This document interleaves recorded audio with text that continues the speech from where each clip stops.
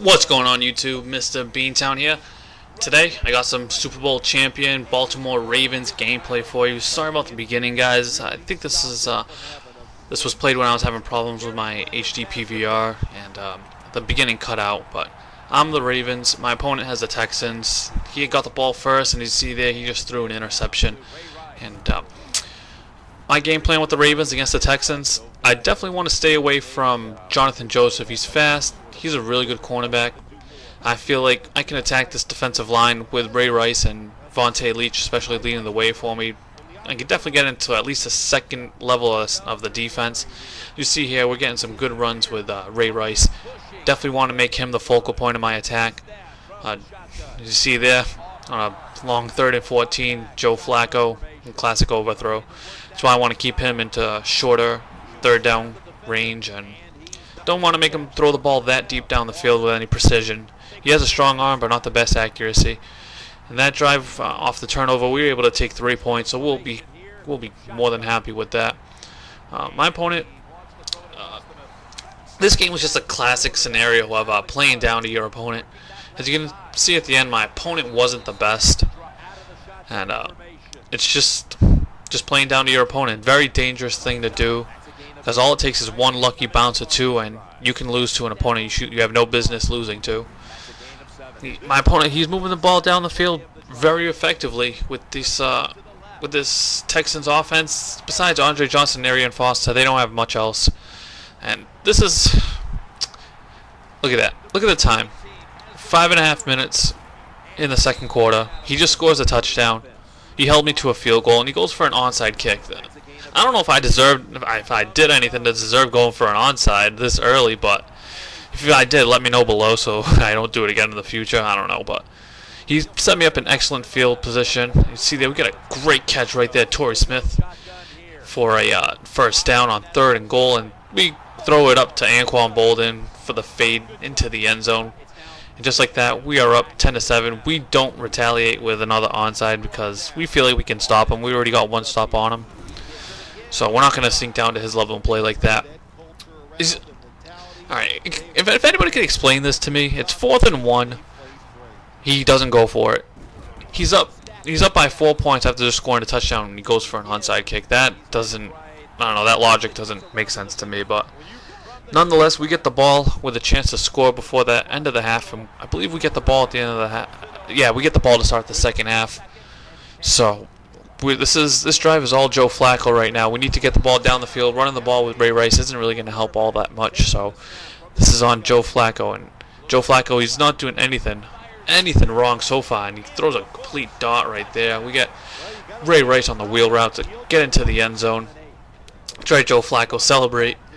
That was a good throw, and oh, what a shot by, who's that? Haloti Nada. Oh man, he took out Matt Shaw. That's what he gets for trying to run with him. And we're at least in field position to at least put up 3 points and make this a 13-point game. We try to throw the fade to, we threw the fade to Anquan Bolden. He couldn't hold on to it.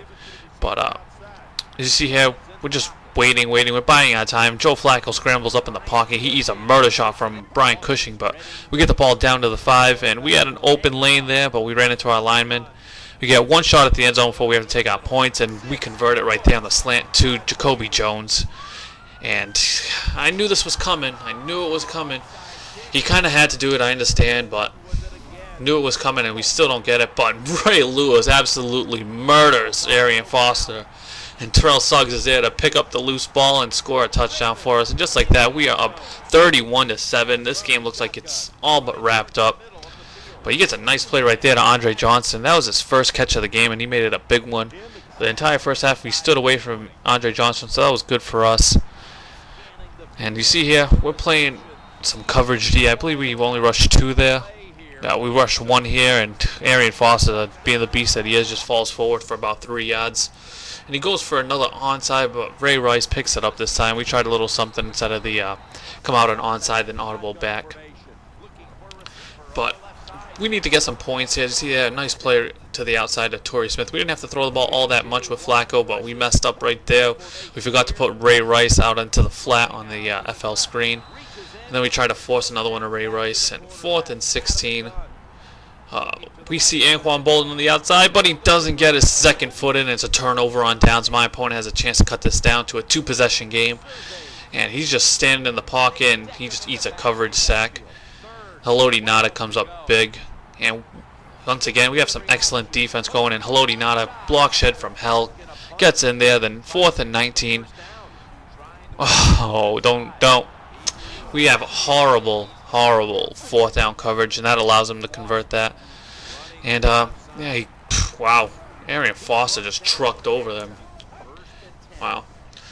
But you see there, he's not giving up. I appreciate that in my opponent. That should have been the game right there. We picked that off. It's game over. But as you see here, my opponent's not giving up. 3rd and 10. He sees nothing. We have a spy out there just in case he decides to run, but somehow my spy doesn't react. And it's 4th and inches. Matt Schaub, QB spy right up the middle for about 4 yards. Picks up the first.